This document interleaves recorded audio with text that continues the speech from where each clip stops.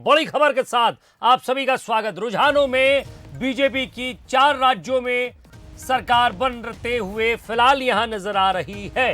रुझानों में यूपी में रुझानों में बहुमत के आंकड़े पर बीजेपी पहुंच गई है। उत्तराखंड में भी बीजेपी ने बहुमत का आंकड़ा पार किया है। मणिपुर और गोवा में भी बीजेपी सबसे आगे है। दिल्ली में बड़े जश्न की तैयारी में पार्टी जुटी हुई है। लखनऊ में भी बीजेपी कार्यालय पर हलचल देखी जा रही है। अब सवाल ये कि पंजाब की अगर बात कर लें तो वहां कुछ नया हो रहा है। वहां जलेबियां छन रही हैं, लेकिन ये जलेबी किसके पास जाएगी, आगे किसकी सरकार चलेगी, ये जलेबी बताएगी क्या। इस जलेबी पर पूरा एक्शन रिएक्शन और उसकी मिठास के साथ बात करेंगे। हमारे साथ बंसल न्यूज हेड शरद द्विवेदी जी जुड़ गए। शरद जी, ये जलेबियां जो छन रही हैं, ये जलेबियां भगवंत मान का मान बढ़ाएंगी, वो सम्मान दिलाएंगी? बिल्कुल, लेकिन ये 5 राज्यों के नतीजे बीजेपी के नतीजे प्रतीत हो रहे हैं।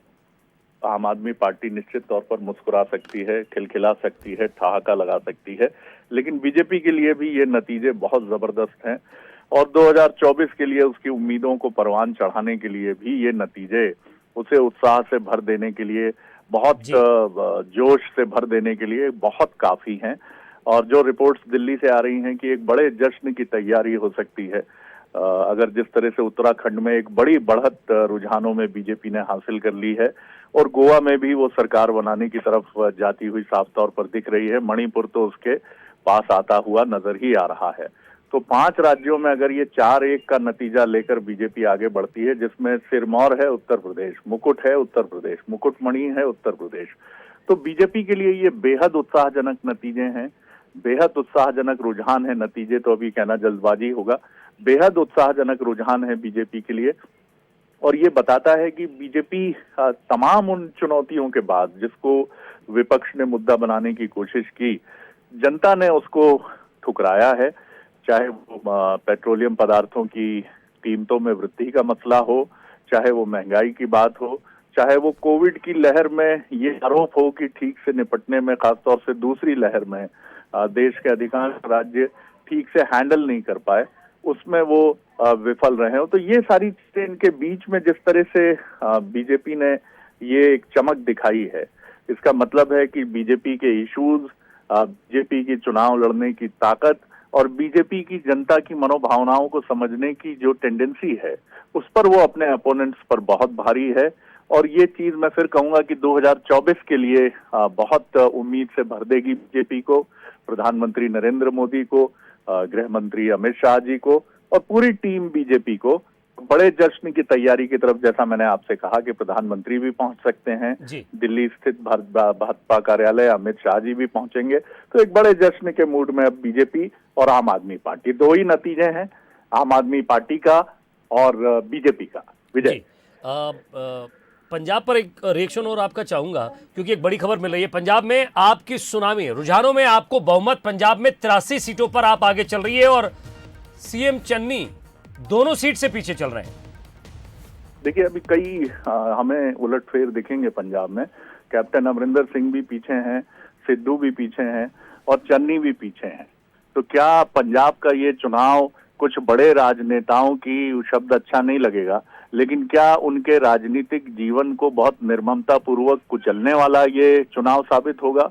तो शायद जवाब हाँ हो सकता है, क्योंकि जिस तरह से चन्नी जो एग्जिस्टिंग चीफ मिनिस्टर हैं पंजाब के, जिस तरह से सिद्धू, जिनकी मुख्यमंत्री बनने की महत्वाकांक्षा ही उनको और उनकी पार्टी को ले हुई, और कैप्टन अमरिंदर सिंह भी जिस तरह से अलग थलग पड़े, और आम आदमी पार्टी की सुनामी, जबकि माना जा रहा था कि इस चुनाव में कैप्टन अमरिंदर सिंह एक की प्लेयर हो सकते हैं, लेकिन आम आदमी पार्टी ने इन तमाम मंसूबों पर पानी फेर दिया है और ये बताया है कि वो कुछ बड़े राजनेताओं की इस चुनाव में उनके राजनीतिक जीवन के लिए एक बहुत बड़ा संकट बन के उभरी है और इसीलिए ये तीनों बड़े नेता अभी अपने विधानसभा क्षेत्र से पीछे हमें नजर आ रहे हैं। जी, एक बार फिर से आपको यूपी और उत्तराखंड पर हम ले चलेंगे। यूपी और उत्तराखंड के रुझान किस तरह से सामने आ रहे हैं वो भी आपको बताते चलेंगे।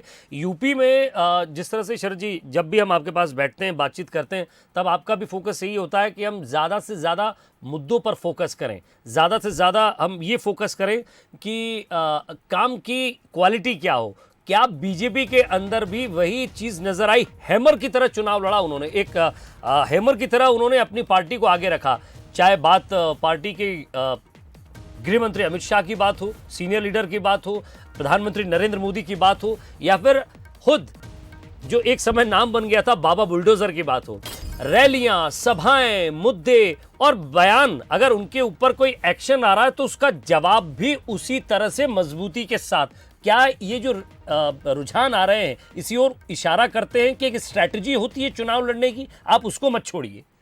देखिए, मैं ये तो निश्चित तौर पर बीजेपी की चुनाव लड़ने की शैली का कोई जवाब नहीं है। वो पार्टी, उसके पास एक ऐसा संगठन है जो महत्वाकांक्षा काफी हद तक अपनी पीछे रखकर काम करता है। कुछ चेहरे उसके पास ऐसे होते हैं जो उसके आनुषंगिक संगठन हैं, जो चुनाव के लिए चुपचाप मैदान में उतरते हैं। उन्हें ये भी नहीं मालूम होता कि वो किसके लिए मैदान में उतरे हैं। उनको चुनाव के 3 महीने पहले मैदान में उतार दिया जाता है और चुनाव में पूरी मेहनत करने के बाद वो निकल जाते हैं फिर अपने उसी काम में। इनमें कुछ निजी क्षेत्र के नौकर भी हो सकते हैं, कुछ किसी और क्षेत्र के भी हो सकते हैं। तो बीजेपी की एक अलग शैली है चुनाव लड़ने की, और उसके पास निष्ठावान कार्यकर्ताओं का एक बहुत बड़ा हुजूम है।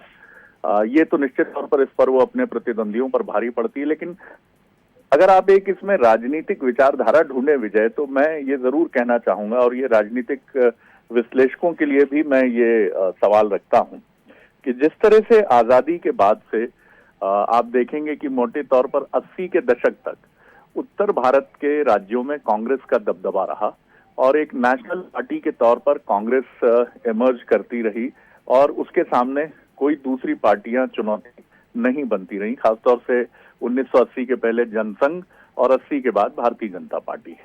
लेकिन अब वो स्टैंडिंग शायद इक्वेशन बदली है, और उत्तर भारत में मतदाताओं ने फिर एक नेशनलिस्ट एटीट्यूड तो दिखाया है।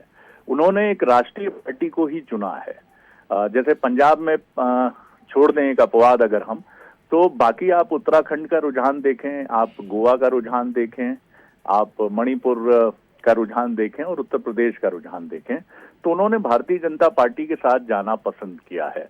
तो मुझे लगता है कि 2014 एक बहुत सिग्निफिकेंट एक माइलस्टोन है देश की राजनीति में, जिसको आप दक्षिणपंथी पार्टी कहें या जिस भी अप्रोच से आप इसको देखना चाहें, लेकिन ये समय बीजेपी का समय प्रतीत होता है।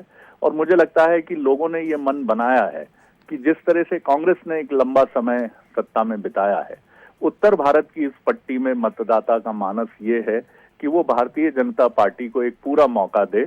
और निश्चित तौर पर उत्तर प्रदेश की अगर हम बात करेंगे तो law and order, Baba bulldozer जिनको आपने कहा, उनका लॉ एंड ऑर्डर का इशू और खासतौर से कुछ वेलफेयर स्कीम्स जो लास्ट के 6 मंथ में उत्तर प्रदेश में समाज के कमजोर तबके तक पहुंची हैं, उसका एक बड़ा असर है।